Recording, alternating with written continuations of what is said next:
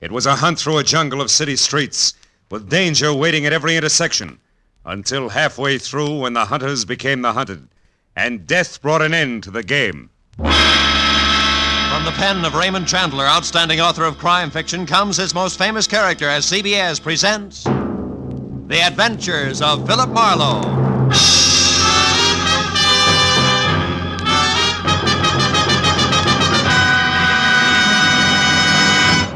Now, with Gerald Moore, starred as Philip Marlowe, we bring you tonight's exciting story, The Grim Hunters.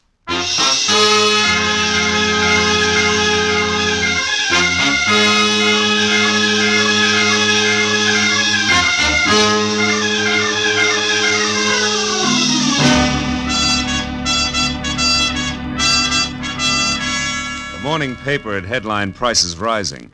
My bank statement in the afternoon mail had warned balance falling, and I had wasted the evening on behalf of a client who ran out on me when I tried to collect.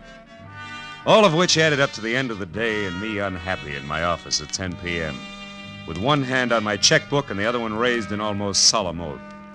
I, Philip Marlowe, private detective and too often public servant, hereby resolve to one way or another jockey my budget into something close to equilibrium.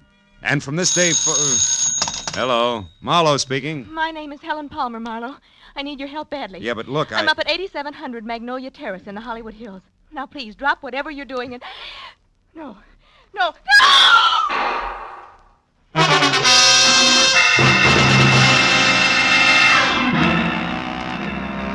I must have let go of the phone, grabbed my hat and coat, opened and closed the office door, piled into my car outside, and raced up into the Hollywood Hills because...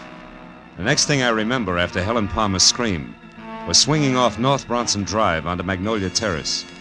But a minute later, when I screeched to a stop away from number 8700, scrambled out from under the wheel and started on the run for the front door, I was no longer sure of anything.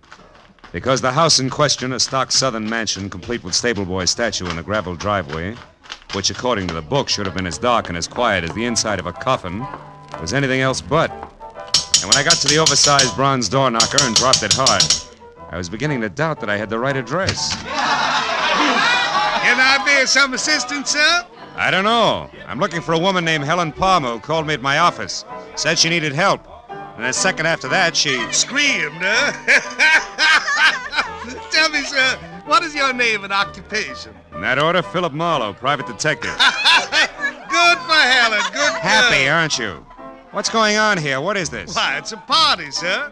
A scavenger hunt. It looks like Helen Palmer's the Now, winner. wait a minute, laughing boy. I had a call that was interrupted by pistol shots, and I... All just part of the play, sir. Yeah, Helen Palmer had to bring back one private detective. Oh. Yeah, you see, Marlowe, each list, aside from the usual hard-to-find objects, had a human being on it. That's right. I had to bring back a Hoover vacuum cleaner salesman, and believe it or not, he's already sold our good host, Thaddeus Grover, the deluxe model. Yes, sir, he did at that. You see, Mr. Marlowe, Helen Palmer wasn't permitted to actually hire you. That's why she had to pretend to be in trouble. With the net result that I nearly broke my neck getting up here.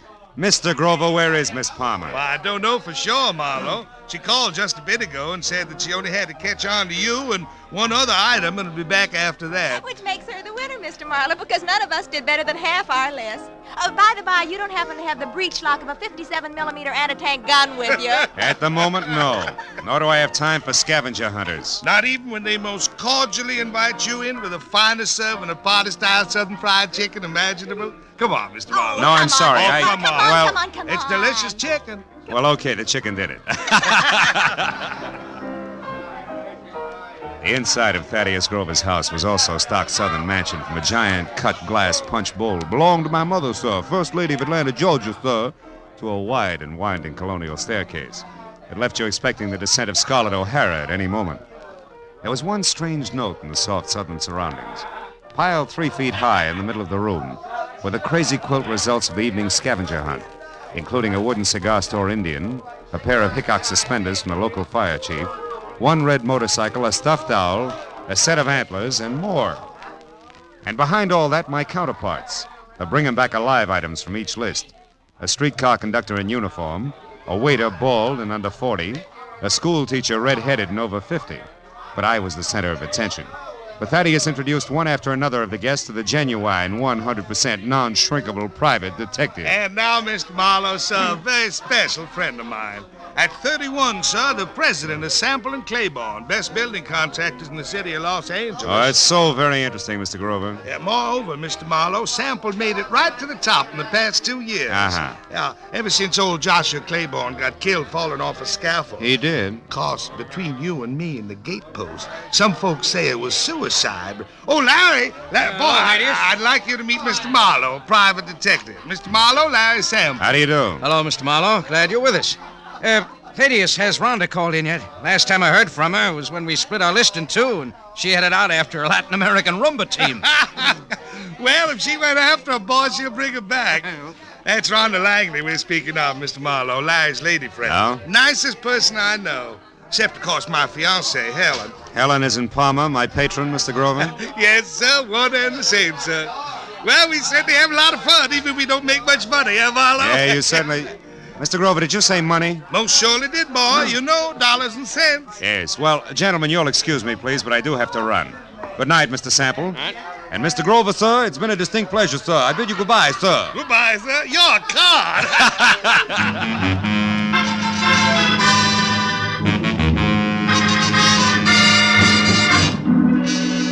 When I got back to my office, which I had left lights on and unlocked, my telephone was ringing. At this late hour, gullible me took faint hope that it could be a client who might still save the day. When I picked up the receiver... Marlowe? I let go of that straw fast. Marlowe? It was Detective Lieutenant Ibarra. Marlowe, do you know a girl named Helen Palmer? Hey, Ibarra, don't tell me there's a pair of somewhat flat feet on the ladies' scavenger hunt list. Very funny, Phil. How do you know her? No, not beyond a panic telephone call that ended in a make-believe scream and a couple of pistol shots, all designed to bring me running to a party at 8700 Magnolia Terrace.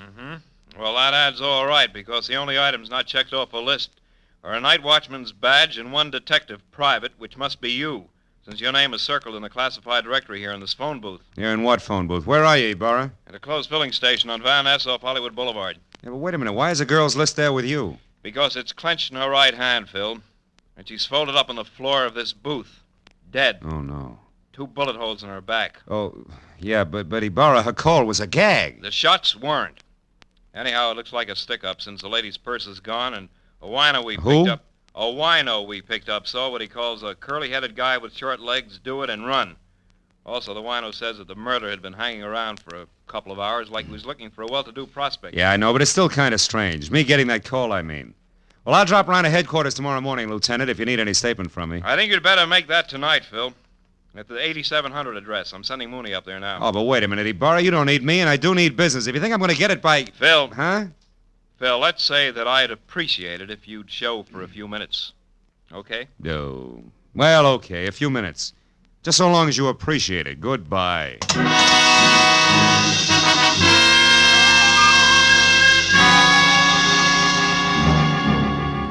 Driving back to Magnolia Terrace, I used Detective Lieutenant Ibarra as an oversized whipping boy for the day's disappointments. So when I finally braked to a stop behind a half-parked squad car, which meant that Police Officer Mooney was already on hand, I was about back to normal. But then in the next quick moment, I forgot all about Ibarra because in the shadows ahead, sneaking away from a side entrance to number 8700, and looking as guilty as Lucretia Borgia leaving a corner pharmacy, was a young lady, brunette and beautiful. She hurried directly to a gray Nash parked in the rear and, without looking back, climbed in and took off. Following her had to be more fun than conversation with Mooney.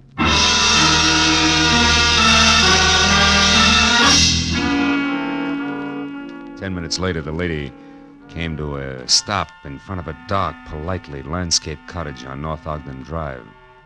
In another 2, she was inside and the light was on. When I got to the front door and leaned against the bell, a card over it said that this could be one Rhonda Langley, Mr. Larry Sample's girlfriend. But that same card also gave another name, Helen Palmer, the lady dead in the phone booth. I rang again. When the door opened, it was the brunette, still beautiful. Only this time, something had been added. In her right hand, a .45, ugly and pointed straight at my head. What do you want? One straight answer, Miss Langley. Why did you run away from 8700 Magnolia Terrace and a cop with routine questions? Wait a minute. Who are you? How do you know my name? I'm a private detective labeled Philip Marlowe. Item number 8 on the late Miss Palmer's list. And I know about you because I've already been to Thaddeus Grover's party. Now, after you put this gun away, we'll get back to my question. Why'd you run? Come on, talk, lady, now before I yell copper. Well, all right. Come in. Thanks. Mr. Marlowe, I don't think Helen Palmer's murder was any run-of-the-mill robbery. You don't think what? I stayed just long enough to hear the policeman say Helen had been killed. Oh. When I got to your welcome mat, I was greeted with a .45. Talk some more, Miss Langley. Real plain Well, all like, right, huh? give me half a chance, will you? I didn't say anything to the police about this because I don't want to do any damage before I'm sure about a few things. Like what? Like the kind of a mess that Helen was in. Mr. Marlowe, I need help. I've got to know some facts. Please, will you work for me? I'll pay you anything. Well, at this point, let's call anything 25 a day in expenses, huh? What about Helen and the mess you spoke of? How much do you know? Very little. Only that I think Helen was blackmailing somebody. Somebody who was at the party tonight. Like Grover, your boyfriend Larry Sample? I don't know. Oh, you've got to believe me, Mr. Marlowe. Well, all right. For the time being, I will. Now, first of all, how'd you latch onto this blackmail? Well, yesterday morning, I accidentally overheard Helen talking to someone on the telephone. She spoke of a payoff that was to be made at Thaddeus's party. I don't know who she was talking to, but she warned the person not to try anything rash. As in murder? She didn't say. But she did say that she'd already airmailed a letter to her lawyers in San Francisco that would protect her from any harm. Then she laughed about the scheduled scavenger hunt and hung up. Mm-hmm. You said nothing to her about this, huh? Well, no, I was afraid All right, the letter to San Francisco. Did you see her mail it? Well, I mailed it myself earlier in the day, along with one of my own. Mm-hmm. I didn't think about it until after her call, when she pointedly asked me if I'd remembered to mail a letter. My letter, that is, which she knew that I'd written to an aunt I have in Passaic, New Jersey. Well? Well, that's the whole story. If you want me, I'll be over at Thaddeus's place. Thaddeus? Yes, he was in love with Helen. Yeah. Maybe she was returning that love with blackmail. What do you think, Rhonda? I don't know. The thinking is now your job, Mr. Marlowe. When I left Rhonda Langley and started back to my car as a bona fide private detective with client, I wasn't sure whether or not I was happy about the whole thing. A second later, at the sight of a man in the dark ahead, half crouched behind a tree, I quit deliberating the point and got ready for trouble because, from what I could see, the gentleman in hiding had both the curly hair and very short legs that Ibarra had mentioned as a sign of Helen Palmer's killer. I kept walking straight until I was abreast the tree, then I pivoted sharply, took one step toward him, and swung! Come on, brother. Why, you dirty... You haven't got the time. They believe me. Enough, fella. Enough. Will you leave me alone? Sure. Sure I will, after you start talking. Now, get up. Okay. Okay, don't hit me again. I'll talk. I'll tell you everything. Hey, look there. No, don't! Oh, that lousy note.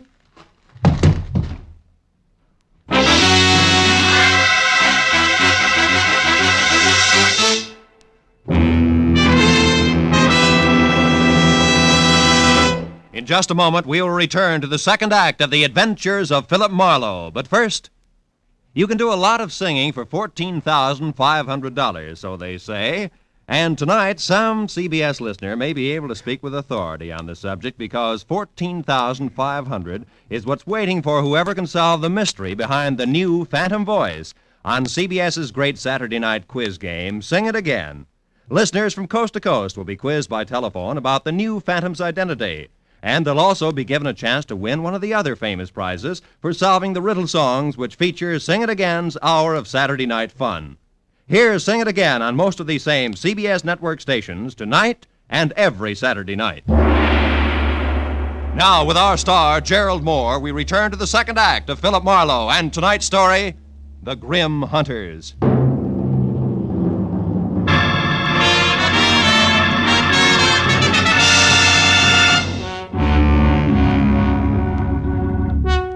The shots crashed out of the darkness. The life ran out of the little man like air from a kid's balloon.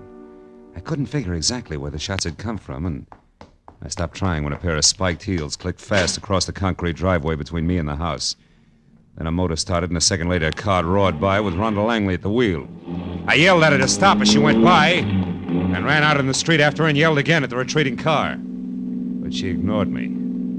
When another car came around the curve behind me, I tried to flag it down, but the driver didn't even slow up.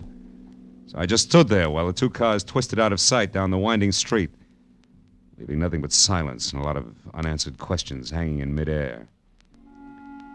I walked back to the corpse, went over it carefully. But there was no identification, nothing but a gun to indicate how he fitted into the screwy mosaic of murder, scavenging, and blackmail. I went inside to call Ibarra, and 5 minutes of tracers, relays, and busy signals went by before I finally got through to him with my news about Helen Palmer's killer. What? Where are you, Marlowe? In a house on Ogden Drive, 4310 North. It was shared by Helen Palmer and my new client, Rhonda Langley. Uh-huh. Did she kill my suspect, Marlowe? Could be. She left here in a big hurry. Another thing, Ibarra, there's more behind this business than robbery. Like what? Like blackmail. Maybe so. We just found the Palmer's girl handbag in a trash can. Nothing left but a lipstick and 2 letters. Incidentally, one is addressed to your client, Rhonda Langley. That figures. They shared the house, so Helen happened to pick up the day's mail. What's the other letter? It was one returned for insufficient postage. They forgot that airmail is 6 cents these days.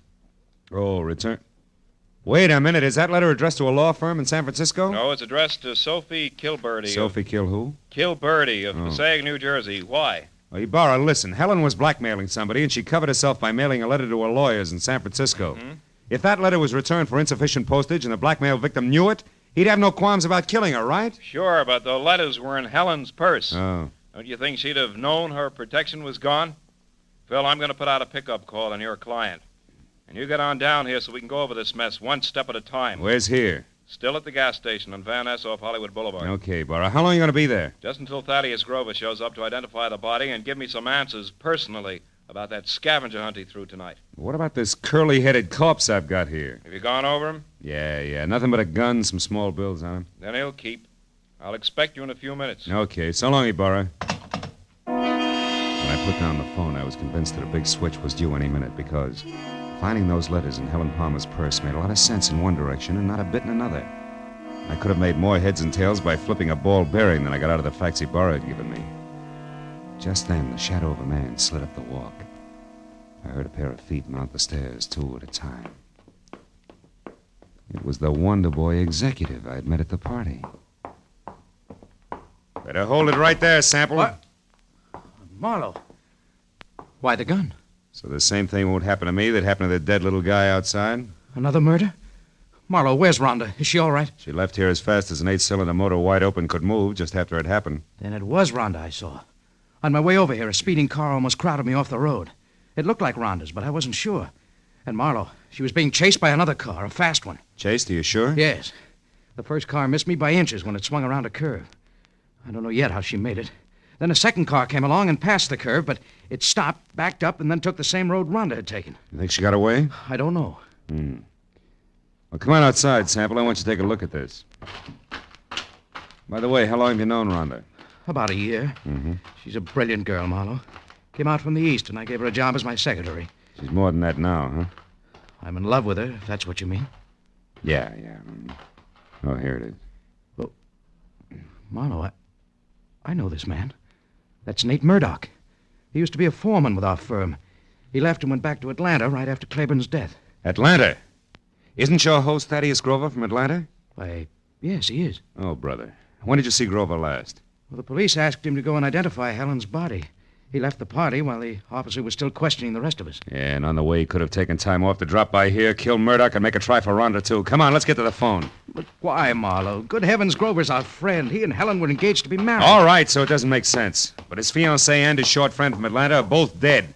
And Rhonda's burning the tires off a car to keep out of reach. Those are the facts. Will make sense later. Now call Grover's place and hurry up. Yes. That's where she intended to go when she left here, to console him, no less. Scavenger hunt my Aunt Minnie. Hello? Hello, is Mr. Grover there? No? Well, has Miss Langley arrived yet? Oh, it's the maid, Marlowe. Mm-hmm. Rhonda had... What's that? She's coming up the walk now? Hold the line a minute, please. She just got there, Marlowe. What'll I tell her? Tell her to leave again. Tell her... No. Where do you live? 4406 Ardmore. All right. Tell her I said for her to wait outside in the back of the house until you can get over there to pick her up. Take her to your place, and I'll pin Grover down. Right. Where are you going now? See Lieutenant Ibarra, and I can get there faster than I can call him on the phone. Good luck, Sample.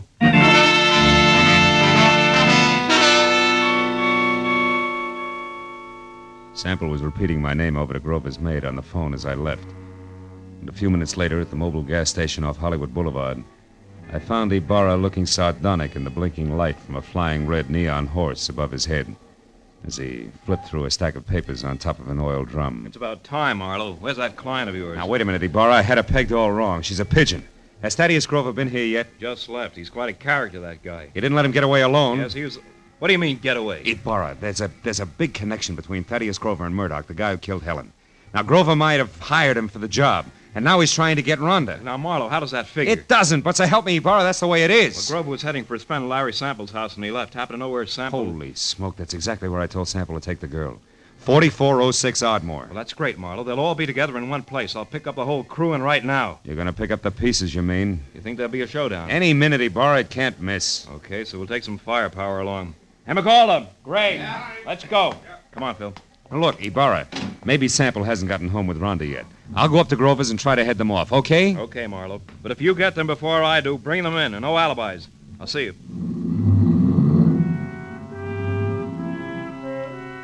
Ibarra was grim as he climbed in his car and drove off fast. I headed for my car, then as I turned, my arm swept the scavenger lists Ibarra had left on the oil drum off onto the ground. When I picked them up, Rhonda Langley's name was on top. Her list was as goony as the others, but near the bottom was an item strangely familiar to me, which hadn't been checked off. It was a canceled ticket from Woodhaven Ballroom. All at once, I realized why it was familiar. The sign I'd been half conscious of on top of the big squat building across the street read, Woodhaven Ballroom, closed tonight. On a hunch, I dug for Helen Palmer's list. Yeah, Ibarra was right. Everything but a night watchman's badge and one detective private had been checked off. And that gave me half of the switch I knew I had to show up. I ran to my car and headed for that southern mansion in the Hollywood Hills, the end of a very complicated frolic. And with every turn of the road, I gave myself another whack for being such a nearsighted sucker. When I got there, the big house on Magnolia Terrace was dark, except for a light in the servants' quarters. I stepped down the block, walked back, and edged around to the patio where the garage, the hothouse, and the king-size barbecue loomed only as shapeless lumps of shadow. I stood still and watched. Then I saw him move, walking slowly, gun in hand along the fence toward the hothouse.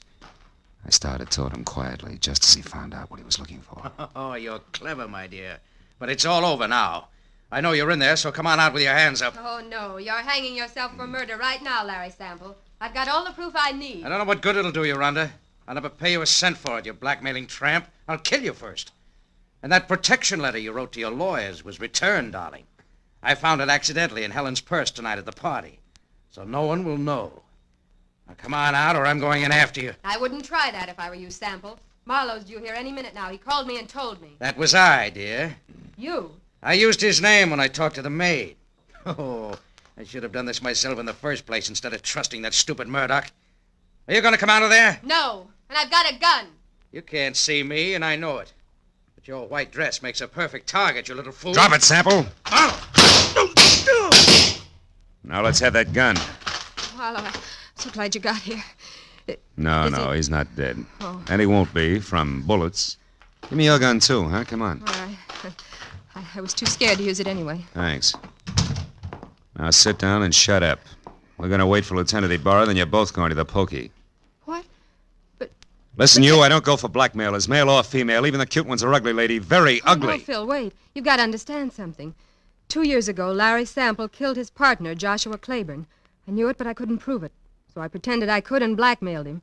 Don't you see, if he paid off or tried to kill me, that would be proof of his guilt. And he did, Marlowe. Mm-hmm. Why should you pull a stunt like that? I'm a divorcee, Marlowe. Langley is only my married name. Okay, so what? My maiden name was Claiborne. Claiborne? I'm Josh Claiborne's daughter. Oh. And I can prove that. Is that reason enough? Well, why didn't you level with me instead of labeling Helen a blackmailer? Helen was already dead. And I needed your help desperately. I thought I had to lie to get it. Okay? Yeah. Okay, baby.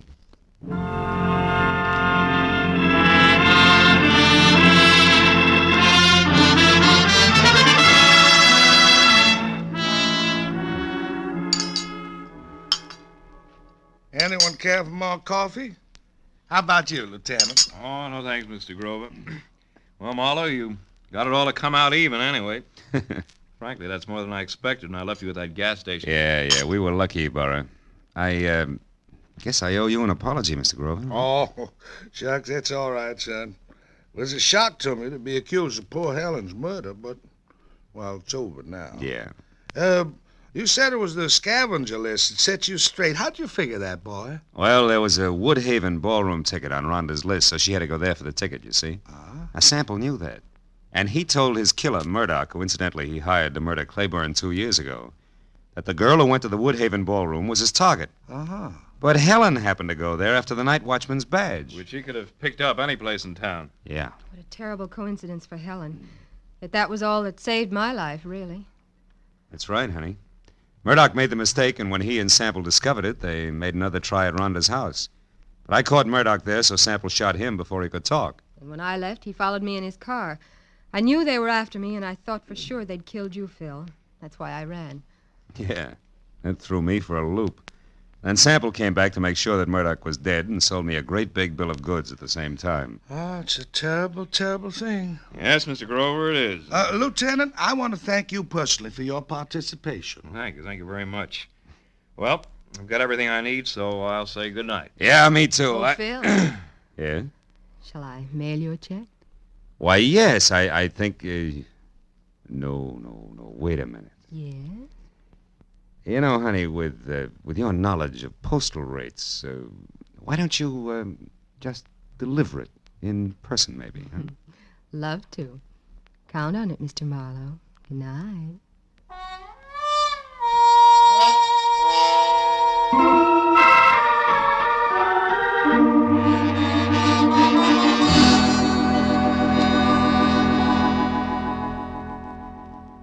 I drove down from the Hollywood Hills with a check warming my wallet and the echo of a soft invitation warming my imagination. You know, that was quite a party at Grover's house. Scavenger hunt. People determined to have a good time even if it killed them. You know what? It did. I know another game. Associations. It goes like this. Grover's party. Rhonda Langley. Rhonda... Date. I wonder if she likes baseball.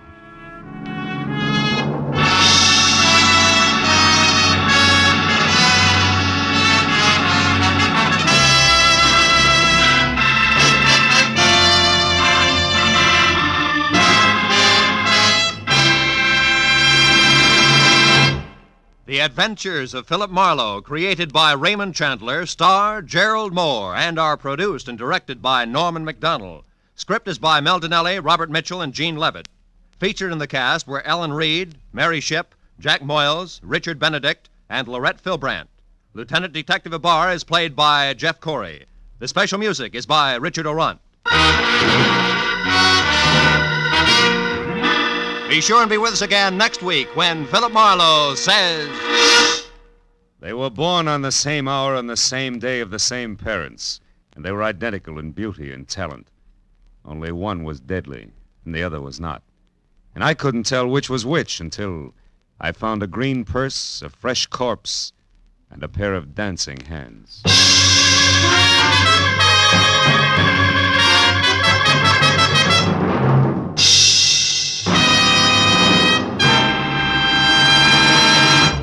If you happened to miss Jack Benny's hilarious show last week featuring the Ronald Colemans, you missed the laugh treat of the year.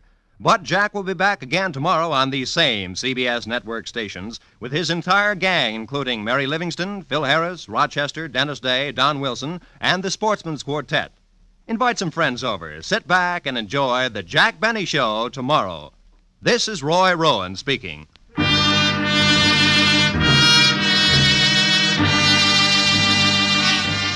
This is CBS, where 99 million people gather every week, the Columbia Broadcasting System.